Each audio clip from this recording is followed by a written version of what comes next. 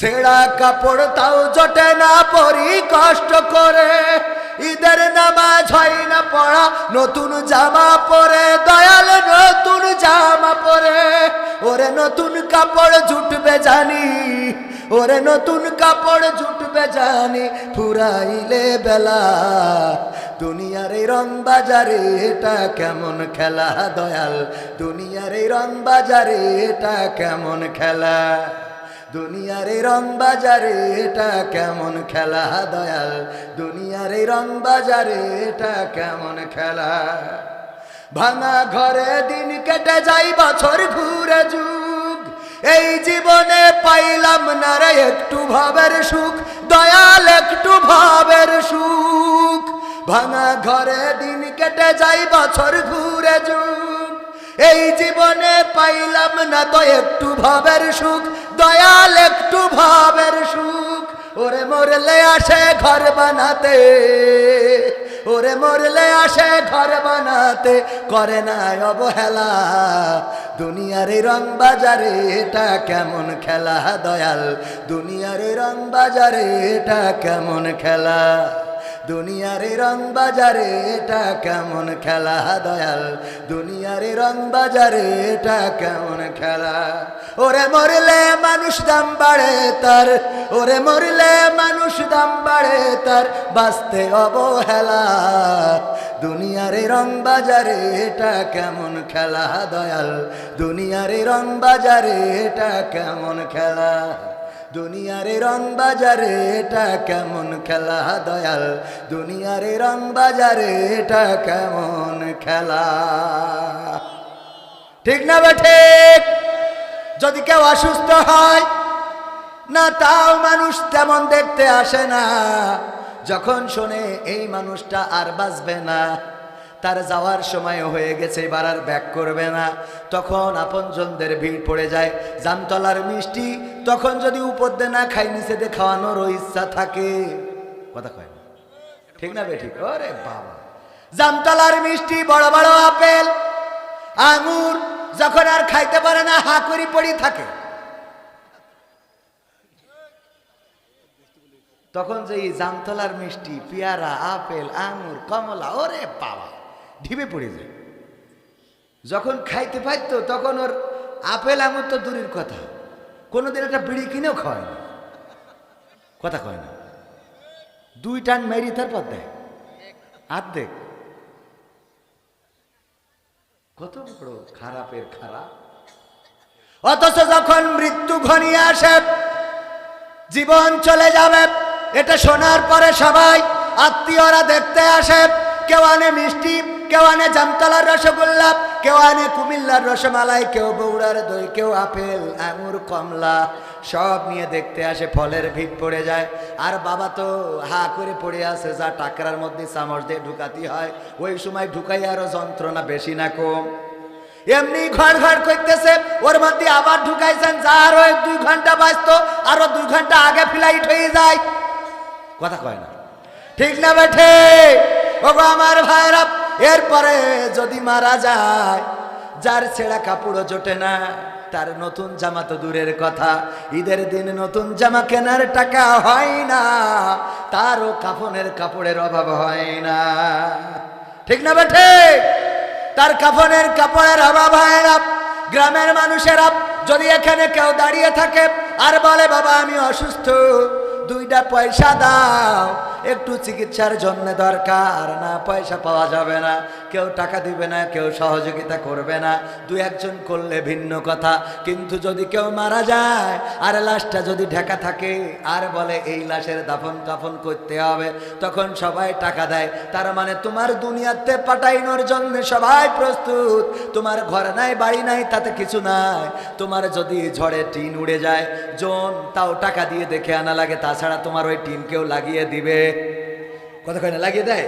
হঠাৎ ঝড় আসলো, ঘরের চাল উড়ে চলে গেল, ঘরের ছাউনি উড়ে চলে গেল, আপনি যতই গরিব হন আপনার ওই চালের ছাউনি, আপনার ওই ঘরের ছাউনি লাগানোর জন্য কোনো লোক পাওয়া যাবে না যতক্ষণ না আপনি টাকা দিতে চাইবেন। অথচ আপনি যখন মারা যাবেন তখন আপনার ঘর বানানোর লোকের অভাব হবে না।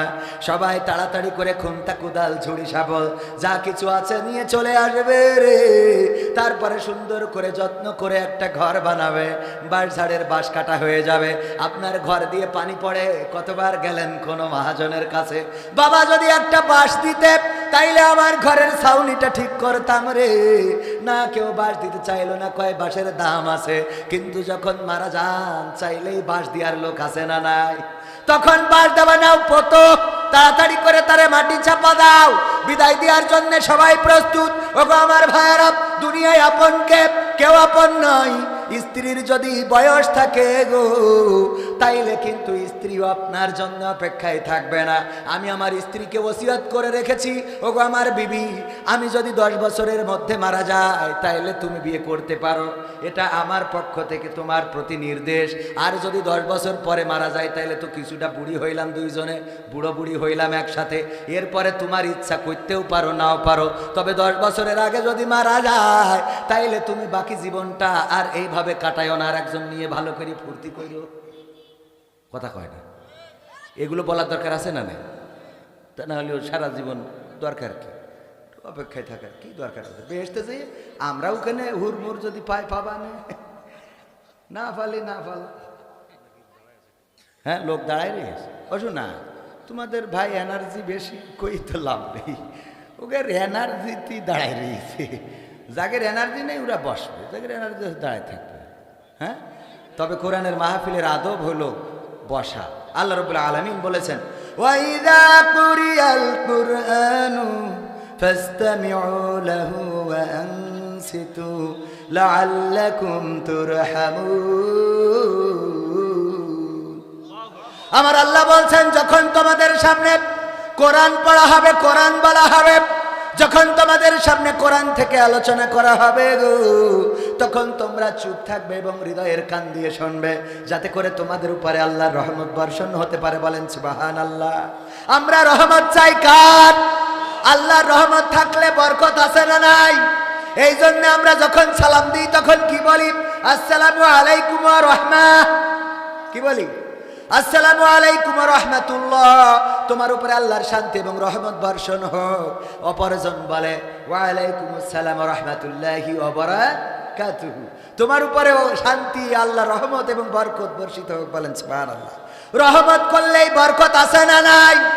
আর বরকত যার আছে তার অভাব হবে না, তার কষ্ট হবে না, দিন খারাপ যাবে না, খাইলেও সুখে থাকবেন, না খাইলেও সুখে থাকবেন। এর নাম বরকত। এর নাম কি? এর নাম বরকত। আর যার রহমত নাই তার বরকত নাই। অনেক টাকার মালিক, কোটি কোটি টাকার মালিক, কিন্তু শান্তি নাই, এমন আছে না নাই? সালমান এফ রহমান দরবেশ বাবা আল্লাহর ওলি, কত বড় পরহেজগার, তার মৌজেজা দেখিয়েছিল শেয়ার বাজার কেমন করে লুট করতে হয়। মৌজেজা দেখায় লুট করেছিল গো। দেখেন এই আল্লাহর ওলি পরহেজগার যখন বিপদে পড়ে গেল, দাড়িও কেটে ফেললো, তারপরেও বলেন বিপদ ধরেছে না ধরে নাই? তাহলে কোটি কোটি তার টাকা থেকে কোনো লাভ আছে না? না, এখন জেলখানায় ওই যে ডিম খাই, উপর দেনা নিচে দে বলতে পারবো না। ওগো আমার ভাইয়েরা, টাকা থেকে তো লাভ নাই, ডিমই তো খাওয়া লাগে, গোশ জোটে না। কথা কয় না? ঠিক না বেঠে? আবার আমার মানিক ভাই দেখেন কত বড় পরহেজগার। ওরে আল্লাহ, টেলিভিশনে ওই নায়িকার সাথে না সাংবাদিকের সাথে খারাপ আচরণ করলো, বুঝতে পারলো ভুল করে ফেলেছি, এই জন্য তওবা করে দাড়ি রেখে টুপি পরে বনবাসে চলে গেল। বনে যেয়ে কলা পাতায় শুয়ে থাকলো রে। তারপরেও তার বেশি দুটো খুলি নিয়েছ নাকি মানুষ? ঠিক না বেঠে? দেখেন তাহলে টাকা পয়সা থেকে, অর্থ থেকে কোনো লাভ আছে নাই? কিন্তু একজন ইমাম, একজন আলেম, একজন মুয়াজ্জিন, একজন ইসলামী আন্দোলনের নেতা, একজন ইসলামী আন্দোলনের কর্মী, তার হাতে হাত করা, পায়ে ডান্ডা বাড়ি, তারপরেও মুখে হাসি আছে না নাই? কত কয় না? আছে না নাই? কেন আছে? কারণ তার উপরে রহমত আছে। কার? আল্লাহর রহমত আছে আর বরকত দিয়ে দেন তিনি, রহমতের মালিক তিনি, বরকতের মালিকও তিনি। সুতরাং এখানে যদি বসেন আল্লাহ রহম করবে। ওগো আমার ভাইয়েরা, কলিজার টুকরারা, পরকালের ময়দানে আল্লাহ বলবেন ইকরা কিতাবাকা কাফা বিনাফসিকাল ইয়াউমা আলাইকা হাসিবা। পড়ো তোমার কিতাব, তুমি পড়ে তোমার হিসাব করে দাও, তোমার হিসাব করার জন্য তুমি নিজেই যথেষ্ট। ওগো আমার ভাইয়েরা, ওই দিন কি বলবেন? ওই দিন যদি আপনি চায়ের দোকানে থাকেন, যদি আপনি তাসের আড্ডায় থাকেন, যদি আপনি সিনেমার প্যান্ডেলে থাকেন, যদি আপনি ওই মার্কেটে থাকেন, আর যদি আপনি এই বাজারে কোন নায়িকার পিছনে ঘুরঘুর করে বেড়ান রে, আল্লাহর যে কিতাব, এই কিতাবের ফামাইয়ামাল মিসকালা যাররাতিন খায়রান ইয়ারা ওয়া মাইয়ামাল মিসকালা যাররাতিন শাররান ইয়ারা। ওই দিন যাররা পরিমাণ ভালো কাজ সেটাও আল্লাহ দেখাবে, আর যাররা পরিমাণ খারাপ কাজ সেটাও আল্লাহ রাব্বুল আলামিন দেখাবেন। ওগো আমার ভাইয়েরা, আজকের এই মাহফিলে বসলে এটা হতে পারে আপনার গোটা জিন্দেগির যাররা পরিমাণ ভালো কাজ। ঠিক না বেঠে? আমাদের জীবনে কত পাপ আছে। আমি মাঝে মাঝে বলি, আমার পাপের খবর যদি আমার মা জেনে যেত, আমার মা আমার ভাত রান্না করে খাওয়াতো না। আহারে, এমন কুলাঙ্গার সন্তান আমি পেটে ধরেছিলাম। আমার বাবা যদি জেনে যেত, বাড়িতে জায়গা দিত না।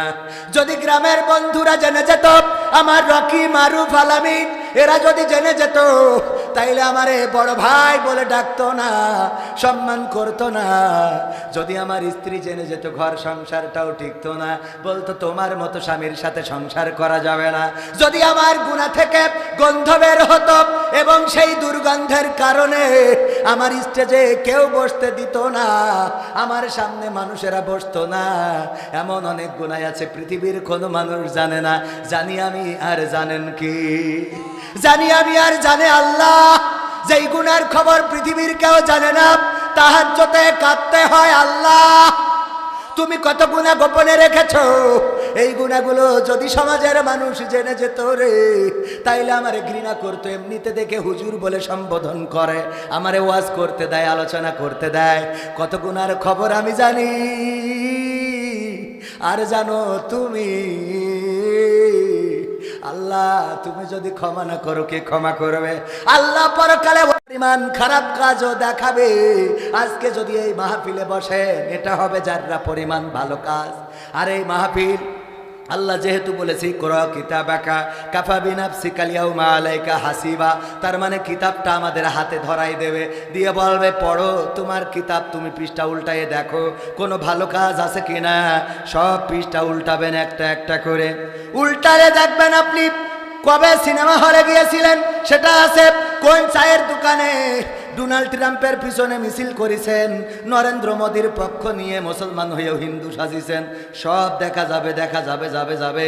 লাইলাতুল ফেব্রুয়ারিতে কান নিয়ে ইবাদত করেছেন, তাও দেখা যাবে না, যাবে না? কথা কয় না? 14ই ফেব্রুয়ারি গদখালি কান নিয়ে তাহাজ্জুদ পড়তে গেলেন, তাহাজ্জুদ পড়তে যায় পরেশগার, ওটাও দেখা যাবে না, যাবে না? পৃষ্ঠা উল্টাতে উল্টাতে আজকের মাহফিলটাও আসবে। যেহেতু আল্লাহ কথা দিয়েছেন, আজকের মাহফিলটাও যারা পরিমাণ ভালো কাজ দেখা যাবে। এই শীতের এই ঠান্ডার মধ্যে যারা বসে আছেন রে, আল্লাহ রাব্বুল আলামিন যদি চান, পরকালের ময়দানে আজকের এই ঠান্ডার মধ্যে মাহফিলে বসে থাকাকে কেন্দ্র করে যদি বলার সুযোগ দেয়, যেহেতু আল্লাহ বলেছেন, যে ইকরা কিতাবাকা, মানে পড়তে বলেছে, পড়ো তুমি তোমার কিতাব। আল্লাহ আমাকে পড়তে বলেছে, তাহলে আমি পড়ে অবশ্যই ভালোটা দেখাতে পারবো, ঠিক কিনা? এই বইয়ে অনেকগুলো গান লেখা আছে, 100টারও বেশি। এই গানের মধ্যে একটা গান আছে, বলবো? আমার দুলা ভাই মানা করতেস, হ্যাঁ দুলা ভাই মানা করতেস, তাহলে দুলা ভাইয়ের মানা শুনেই আমি বলছি। দুলা ভাই যেহেতু মানা করেছে, আমি তাহলে অল্প একটু বলি। ক্ষমতায় কেউ স্থায়ী হয় না, হোক না সে হাসিনা কি বারে না, সে আরটা চিরকাল থাকে না। ক্ষমতায় কেউ স্থায়ী হয় না, মুজিবুর বেশি দিন থাকেনি। দুলা ভাই, এটা আমি বুঝাইনোর জন্য উদাহরণ হিসেবে গাচ্ছি, ঠিক আছে? হ্যাঁ, উদাহরণ হিসেবে। মুজিবুর বেশি দিন থাকেনি, জিয়াউর কেউ তো রাখেনি।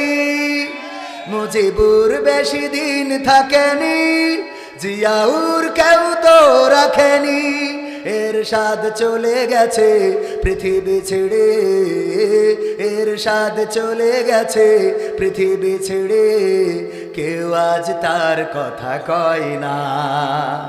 ঠিক না বেঠে?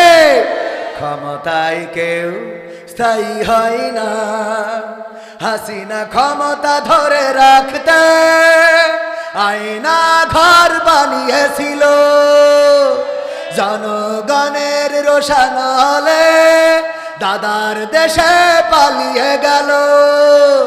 হাসিনা ক্ষমতা ধরে রাখতে আয়না ঘর বানিয়েছিল, জনগণের রোশানলে দাদার দেশে পালিয়ে গেল। ডিবি হারুনের পাশে আর, ডিবি হারুনের পাশে আর পরিমণিদের দেখা যায় না। ঠিক না বেঠে? ভাইয়েরা আমার, দেখেন দাঁড়ানো মানুষগুলো যদি বসতে, আমাদের drone Islamic city TV Satkhira থেকে পরিচালিত, অনেক সুন্দর কাজ করেন, ইসলামিক কন্টেন্ট বিনির্মাণ করেন। তো উনি ড্রোন কিনেছেন, তাও প্রায় 2 লক্ষ টাকা দিয়ে। তো একটু ড্রোন মাঝে মাঝে না উড়াইলে হয়? তো আপনাদের ভাল লাগছে কি না? তো এখানে বসে গেলে তো এই ড্রোনে আপনাদেরও দেখা যাবে, এটা একটু রেকর্ড হয়ে থাকুক, পৃথিবীবাসী দেখুক, পরকালেও এটা থাকবে না থাকবে না।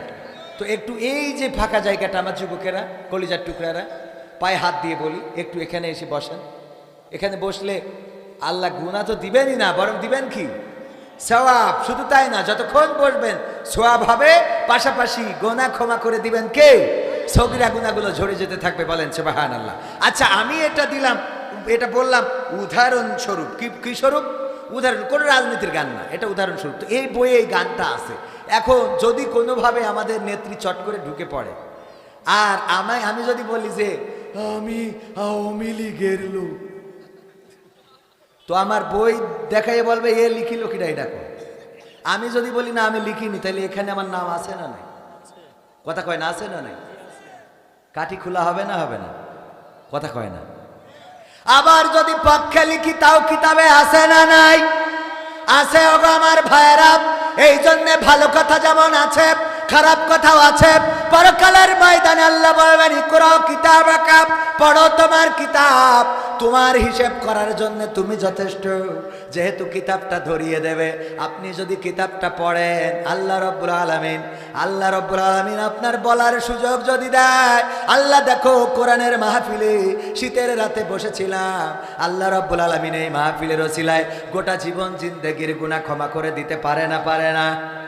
পারে না? পারে না? হাত উঁচু করে বলেন পারে না? পারে না? হাত উঁচু করেন সবাই, হাত উঁচু করে বলেন পারে না? পারে না? নারায়ে তাকবীর। আল কোরআনের আলো, আল হাদিসের আলো, আমার নেতা তোমার নেতা, নারায়ে তাকবীর। ওগো আমার ভাইরা, আমি চাইলে আপনাদের বসাতে পারবো না, কারণ এখানে বসার জন্য ভাগ্যের দরকার আছে না নাই? মসজিদে সবাই যেতে পারে না, মুসলমান সবাই হতে পারে না। মুসলমান হওয়ার জন্য ভাগ্য লাগে। সবাই যদি মুসলমান হইতে পারতো, তাইলে আবু তালিব 1 নম্বর মুসলমান হতো। ঠিক না বেঠিক? আবু জাহেল 2 নম্বর, কারণ আবু তালিব নবীর আপন চাচা, আর আবু জাহেল স্বাস্থ্য চাচা। কি চাচা? স্বাস্থ্য চাচা। স্বাস্থ্য চাচা তো ভাই এরকম বলে না, তো উনি স্বাস্থ্য চাচা। আর আবু তালিব হলো আপন চাচা, কিন্তু আপন চাচার কপালেও কালেমাটা জোটে, কথা কয় না। এই জন্যে এখানে আপনারা কষ্ট হইলেও আমার মুহতারাম অধ্যাপক ডক্টর ফয়জুল হক স্যার উনি আসবেন, উনার পরিবেশ করে দেওয়ার জন্যই মূলত আমার আজকের মাহফিলটা নিয়ে কনফিউশন ছিল যে দুলাভাই বলছিল এখনো ঠিক আছে, ঠিক রাখো, দেখা যাক, ঠিক থাকবে হয়তো। তো এর মধ্যে আবার আর একটা মাহফিল ঢুকে পড়েছে হুট করে বসুন দিয়া। তো এখন কি করব, এখানে জন খেটে আবার ওখানে কামলা দিতে যাইতে হবে। তো যার জন্য সময় খুবই অল্প। আপনারা বসলে যদি এই বাড়তি কথাগুলো না বলা লাগতো, তাহলে আরো একটু বেশি কথা বলা যেত। ঠিক না? পরকালের ময়দানে আদম সন্তান 5টা প্রশ্নের উত্তর না দেওয়া পর্যন্ত কেউ তার কদম উঠাতে পারবে? কদম উঠাতে পারবে? পারবে না।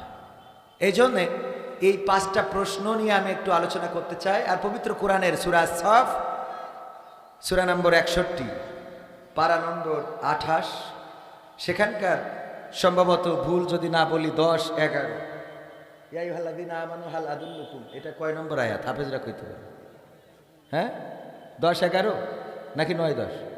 যাই হোক, মানে মাঝে মাঝে ভুলে যায়। আমি তো ভালো আলোচক না, আপনারা জানেন, মুফাসসিরও না, আমি হলাম মুসাফির। অনেকেই বলে পবিত্র কোরআনের মুফাসসির বা মুফাসসিরে কোরআন। আমি বলি ভাই মুফাসসিরে কোরআন বললেন না, আমি হলাম মুসাফিরে কোরআন। কি কোরআন? মুসাফিরে কোরআন, মানে সফর করে আসেছি একটু কোরআন থেকে জ্ঞান নেওয়ার জন্য। এই জন্য আমি কি কোরআন, একজন চা বিক্রি করে, তার দোকানের নাম হইল আলহাজের চার দোকান। তো আমাদের এক বক্তা যে বলছে আপনি সত্যি মানে চা বেচে আবার আলহাজ, একটা বিষয় আছে না যে আলহাজ আপনি চা বিক্রি করেন, চা বিক্রি করে হজ করেছেন? তা বলছে আসলে আমি আলহাজ না, আমি হলাম জেল হজ। কি হজ? জেল হজ। কেন? তা বলছে আমি আগে গাঁজার ব্যবসা করতাম, গাঞ্জা আর কি, ওইটার ব্যবসা করতাম। তো আমার পুলিশই ধরি জেলে দিছিল। ওখানে ঢুকার পরে দেখি এখানে দেলোয়ার হোসেন সাইদি, মামুনুল হক, আমির হাসান, সব পীর সাহেব। তো ওখানে দেখলাম এখানে যেহেতু তো এত বড় বড় আল্লাহর আউলিয়া, তো উনাদের সোহবত পেয়ে আমি কিছুটা নিজের পরিবর্তন করে নিয়েছি। যেখানে নিজে গাঞ্জা খাইতাম আবার বিক্রি করতাম, সেখানে সব ছেড়ে দিয়ে এখন আমি চা বিক্রি করি খাই। এই জন্য লোকে আমার উপহাস করি, বলে আলহাজ। কি হজ? আসলে আমি আলহাজ না, আমি হলাম জেল হজ। কি হজ? জেল হজ, মানে জেলেতে পরিবর্তন হয়েছে। এই জন্যই মানুষ উপহাস করি, বলে আলহাজ হয়েছে। মানে আগে গাঁজা বেচতো, যারা গাঁজা পায় না ওরা খায় ওরে হাজি হয়েছে। এরকম আছে না অনেকে? দেখবেন যে খারাপ কাজ করলে ওরে বাবা খুব খুশি, যেই 2 ওয়াক্ত নামাজ পড়ে উপহাস শুরু করে দেয়, ওরে বাবা তুই তো নামাজ হয়ে গেছে, এত ভালো হলো কিভাবে? ঠিক না বেঠে? এত ভালো হয় কিভাবে? তো এই জন্যে বাইরে আমার তো এই আমি হলাম ওরকম একজন, আমি কি মুসাফির, কোরআনের কি মুসাফির। তো আপনারা একটু বসলে আলোচনা করব। আল্লাহ রাব্বুল আলামিন পবিত্র কোরআনে বলেছেন, ইয়া আইয়ুহাল্লাযীনা আমানু হাল আদুল্লুকুম আলা তিজারাতিন তুনজিকুম মিন আযাবিন আলিম। ওগো ঈমানদারেরা, আমি কি তোমাদের এমন কোন ব্যবসার কথা বলে দেব যে ব্যবসা করলে আল্লাহ রাব্বুল আলামিন তোমাদের কঠিন জাহান্নামের ভয়াবহ আযাব থেকে বাঁচিয়ে দেবে? সেই ব্যবসার সন্ধান কি আমি তোমাদের দেব? এই প্রশ্নটা ছুড়ে দিয়েছেন কে? সবাই বলেন কে? আল্লাহ আমাদের কাছে প্রশ্ন করেছেন, আমি কি তোমাদের একটা ব্যবসার কথা বলবো যে ব্যবসা করলে তোমরা কঠিন জাহান্নামের ভয়াবহ আযাব থেকে বেঁচে যাবে? কত সুন্দর কথা!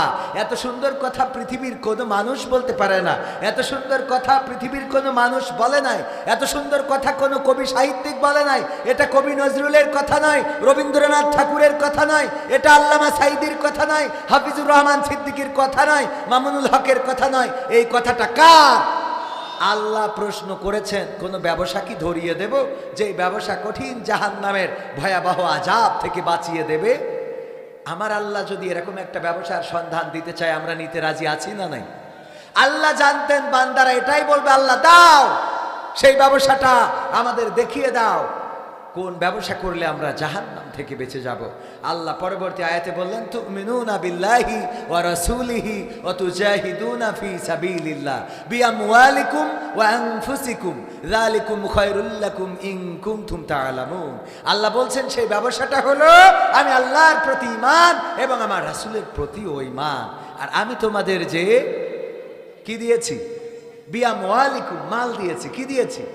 বিআমওয়ালিকুম, মাল দিলাম, ওয়া আনফুসিকুম, এবং তোমাদের যে জান দিলাম, এই জান আর মাল দিয়ে আমার রাস্তায় সংগ্রাম করতে হবে, তবেই তোমরা সফল কাম হবে। যদি তোমরা এটা জানো, বলেন সুবহানাল্লাহ।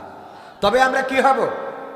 আল্লাহ বললেন, ওগো আমার বান্দারা, আমি তোমাদের একটা ব্যবসার সন্ধান দিই, যেই ব্যবসা করলে তোমরা কঠিন জাহান্নামের ভয়াবহ আযাব থেকে বেঁচে যাবে। আর সেই ব্যবসাটা হলো আমি আল্লাহর প্রতি ঈমান, আমার রাসূলের প্রতি ঈমান, আর আমি তোমাদের যে মাল দিলাম আর জান দিলাম সেটা দিয়ে আমার দিন কায়েমের জন্য, আমার কোরআন কায়েমের জন্য সংগ্রাম করতে হবে। যদি তোমরা এটা করো তবেই তোমরা সফলকাম হবে, এটা যদি তোমরা জানো। ওগো আমার ভাইরা, আল্লাহ জানিয়ে দিলেন সফলকাম হওয়ার রাস্তা, আল্লাহ জানিয়ে দিলেন জাহান্নাম থেকে মুক্তি পাওয়ার রাস্তা। আর আমরা যদি সেই রাস্তা ছেড়ে দিয়ে শয়তানের দেখানো রাস্তা মতো চলি, বলেন আল্লাহর দেওয়া জান্নাত কি আমাদের কপালে আর জুটবে? কথা কয় না, জুটবে? মৃত্যুর পরে এই দুনিয়ার জীবন অতি সংক্ষেপের। আমি কতদিন বাঁচবো জানি না, কখন চলে যাব জানি না। একজন সতর্ক করেছিলেন, কত সুন্দর করে গান লিখেছিলেন, চোখের পলকে তুমি হতে পারো লাশ, চিরতরে বন্ধ হবে তোমারই নিঃশ্বাস, হবে আলাম তোমারই নাম মসজিদের মাইকে, হবে আলাম তোমারই নাম মসজিদের মাইকে। বাড়িওয়ালা নাই রে বাড়ি নাই রে দুনিয়াতে, বাড়িওয়ালা নাই রে বাড়ি নাই রে দুনিয়াতে, বাড়িওয়ালা নাই রে বাড়ি নাই রে দুনিয়াতে, বাড়িওয়ালা নাই রে বাড়ি নাই রে দুনিয়াতে। গানটা শুনেছেন না শোনেন নাই? শুনেছেন? কারা কারা শুনেছেন একটু হাত দেখতে চাই। সবাই শুনেছেন, ঠিক আছে। কথা সবাই বলবেন না, বোঝা হয়ে গেছে। অনেকের শীতে কথা বের হয় না, আর অনেকের হিসাব হলো হুজুরে তো টাকা দিয়ে এনেছি, আমরা কেন এত কথা বলবো, যা বলার হুজুর বলবে। ঠিক না বে ঠিক? টাকা খরচ করে হুজুর আনলাম, আমরা কথা বলতে যাব কেন? এমন যদি মানসিকতা, তাইলে আমার পরিবর্তন আমি তো করতে পারবো না। পরিবর্তন করার মালিক কে? পরিবর্তন করার মালিক কে? এই আল্লাহর নাম নিতেও যাদের কষ্ট হয়, বাবা রে, কবরে যাওয়ার পরে প্রথম প্রশ্ন, মান রব্বুকা, তোমার রবকে? রব্বি আল্লাহ। আল্লাহর নাম যারা নিতে পারে না, আল্লাহর নাম যারা নেয় না, সারাদিন কত নাম জপলেন, বঙ্গবন্ধু, বঙ্গবন্ধু, তারেক জিয়া, খালেদা জিয়া, জিয়াউর, এরশাদ, নিজামী, শফিকুর রহমান, কত নাম। আল্লাহর নাম জপার সময় হইল না, অথচ মারা যাওয়ার পরে এই জাতীয় আল্লাহর ওলি একজনও কাজে লাগবে দুনিয়ায়? তাই যার মতো সে চলি গেছে। কথা কয় না, এই ঠিক বলছি না বেঠিক? দুনিয়ায় তাই যার মতো সে। আবার যারা এখন টাইম লাইনে যদি বিপদে পড়ে, এরাও আবার হারিয়ে যাবে না, যাবে না? কথা কয় না, যাবে না, যাবে না? কিন্তু যদি কেউ আল্লাহর পথে থাকে, কোরআনের পথে থাকে, রাসূলের পথে থাকে গো, তাইলে তারা হারানোর কোনো ভয় নাই, পালানোর কোনো ভয় নাই। কারণ সে জানে ঘরের মধ্যেও আল্লাহ আছে না নাই, উঠানে দাঁড়াইলেও আল্লাহ আছে না নাই, রাতের অন্ধকারেও আল্লাহকে পাওয়া যায় না, যায় না, দিনের আলোতেও আল্লাহকে পাওয়া যায় না, যায় না। যদি আপনি মসজিদে যান, সেখানেও আল্লাহ আছে রে।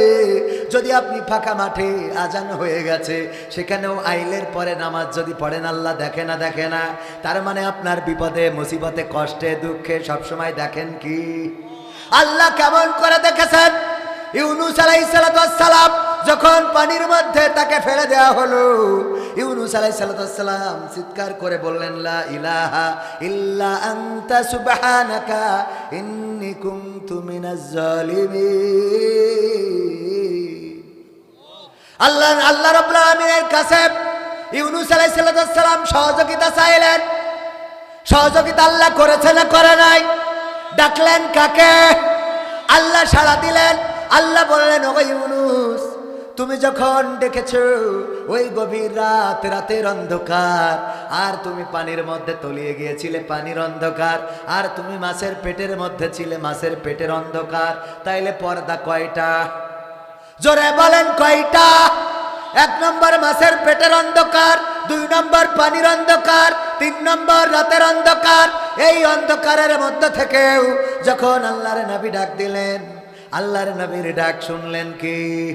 আল্লাহ রাব্বুল আলামিন বললেন, ও ইউনুস, তোমার ডাক পৃথিবীর কোনো মানুষ শোনে নাই, তোমার মা বাবা, তোমার আপনজন শোনে নাই, আমি আল্লাহ শুনলাম।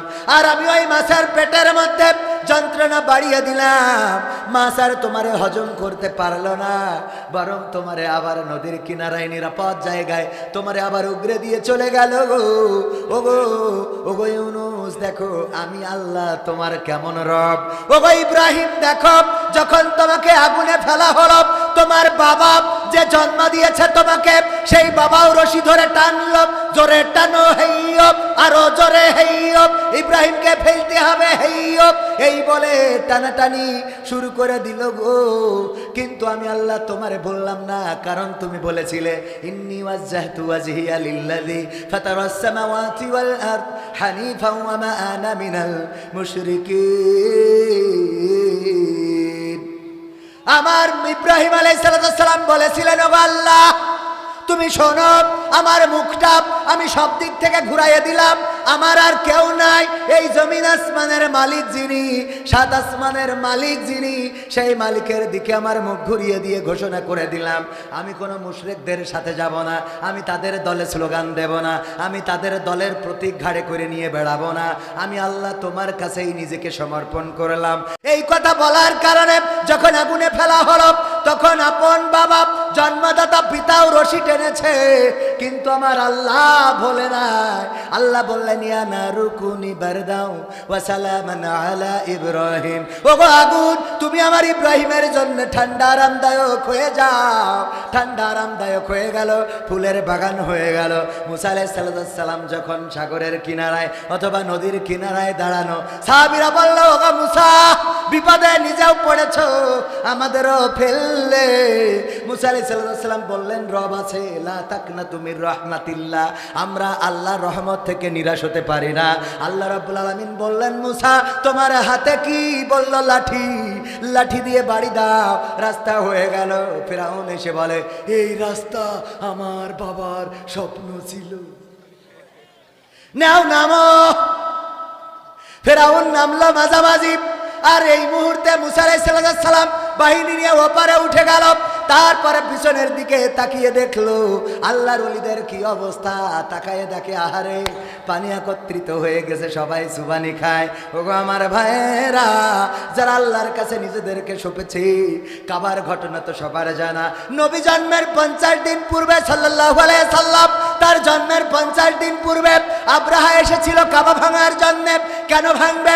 কারণ আব্রাহা একটা গির্জা বানালো আর সবাইকে বললো, আসো এই গির্জায় তোমরা উপাসনা করো, আর তোমরা কাবায় হজ করতে যাবা না, এখন থেকে হজ করতে হবে। আমি যেহেতু প্রেসিডেন্ট, আমি যেহেতু বাদশা, আমার কথা মতো এই আমার গির্জাটারে তাওয়াফ করতে হবে, এখানেই হজ করতে আসতে হবে।